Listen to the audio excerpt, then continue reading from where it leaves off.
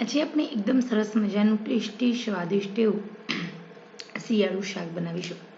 ખરેખર આ સબ્જી એક એવી સબ્જી છે કે તમે ખાશો તો ક્યારે તમારા શરીરની અંદર આયર્ન હિમોગ્લોબિનની ઉણપ નહીં થાય કે પછી તમારા શરીરમાં કેલ્શિયમની ઉણપ નહીં થાય. ખરેખર વીકમાં એક વખત તમારે આ સબ્જી ખાવી જ જોઈએ. આ સબ્જી ખાવાથી તમારા શરીરના 90% રોગ કંટ્રોલ થાય છે. ખરતા વાળના પ્રશ્ન હોય કે પછી સાંધાના દુખાવા હોય કે પછી ઢીંચણના દુખાવા હોય, આંખોની રોશનીનો પ્રશ્ન હોય, તરત આ સબ્જી ખાવાથી તમારા શરીરને પૂરતા મિનરલ્સ વિટામિન્સ મળે છે.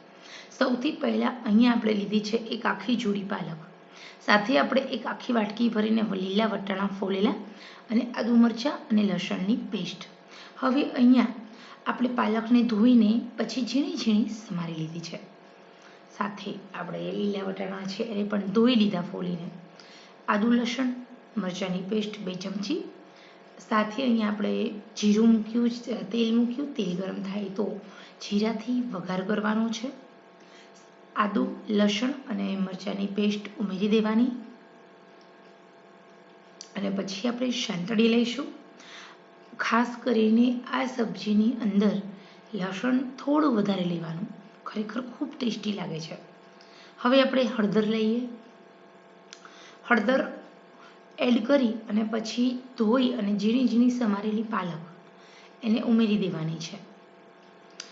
હળદરની અંદર તેલમાં આપણે પાલકને સંતળવા દેવાની, કારણ કે જ્યારે પણ પાલક સંતળાય ત્યારે એનો ગ્રીન કલર જળવાઈ રહે છે. હળદરમાં વટાણા ઉમેરી દેવાના છે. અહીંયા આપણે પાલક અને વટાણા બંને પર થોડું અમથું નમક ઉમેર્યું અને હવે હલાવી લઈશું. ઓછામાં ઓછું 3 થી 4 મિનિટ એકદમ મીડિયમ આંચે આ શાકને આપણે ચડવા દઈશું, કારણ કે આપણે પાલકની અંદર રહેલું લોહ તત્વ, આયર્ન, વિટામિન કે, વિટામિન્સ મિનરલ્સ સાથે વિટામિન સી અને કેલ્શિયમ લેવાનું છે. પાલક છે એની અંદર ઘણા બધા પોષક તત્વો હોય છે. આપણને અચાનક થાક લાગતો બંધ થઈ જશે. તમે નિયમિત પાલક ખાશો ને તો તમારા શરીરમાં લોહીના ટકા પૂરતા થઈ જશે. તમે રોજ એક વાટકી વટાણા ખાશો ને તો તમારા શરીરમાં આખું વર્ષ કેલ્શિયમની ઉણપ નહીં થાય. આ 2 શાક એવા છે જે તમારી હેલ્થ માટે ખૂબ સારા છે. ખરેખર સ્ત્રીઓ માટે આ શાક એક વસાણું છે. તો હવે અહીંયા આપણે માત્ર 2 જ ચમચી પાણી ઉમેરી અને એકદમ મીડિયમ આંચે ચડવા દેવાનું છે. વટાણા અને પાલક એકદમ સરસ ચડી જવા જોઈએ. 4 મિનિટ સુધી આપણે આ શાકને ચડવા દઈએ. દર 1 મિનિટ થાય એટલે આપણે હલાવી લઈએ. તળિયે બેસી ન જાય એનું ધ્યાન રાખવાનું છે. હવે લીડ કવર કર્યું અને ફરી આપણે ચડવા દઈએ. ટોટલ અહીંયા 4 મિનિટ સુધી આપણે આ શાકને ચડવા દેવાનું છે. જેવી 4 મિનિટ થાય એટલે તમારી સબ્જીનો કલર બદલાઈ ગયો છે. સબ્જી તમારી ચડી ગઈ છે. તેલ આપણે પાણી જે 2 ચમચી ઉમેર્યું બળી રહ્યું છે, સાથે તેલ છૂટું પડી રહ્યું. હવે આપણું અહીંયા આ શાક સરસ મજાનું બની ગયું છે. હવે આપણે મસાલા કરીશું.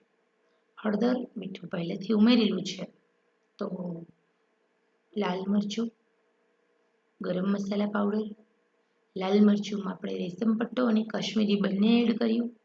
કાશ્મીરી મરચું થોડું વધારે, કારણ કે એની અંદર તીખાશ ન હોય. થોડું આપણે રેશમ પટ્ટો ઉમેર્યું છે. હવે લાસ્ટમાં ટામેટાં ઉમેરી 1 ટામેટું ઉમેરી દેવાનું ટેસ્ટ બેલેન્સ માટે. એ પણ છેલ્લે. જો તમે પહેલાં ઉમેરશો તો તમારું જે શાક છે એ ચડતા વાર લાગશે. 4 મિનિટની જગ્યાએ 5 મિનિટ થશે. તો અહીંયા આપણું 4 મિનિટની અંદર સરસ મજાનું ટેસ્ટી આ શિયાળુ શાક બનીને રેડી થઈ જાય છે. પાલક પનીરના શાકને પણ સાઈડમાં રાખી દે એવો ટેસ્ટ આવે છે આપણો આ પાલક વટાણાના શાકનો. તો ખરેખર રોજ તમે આ શાક બનાવો.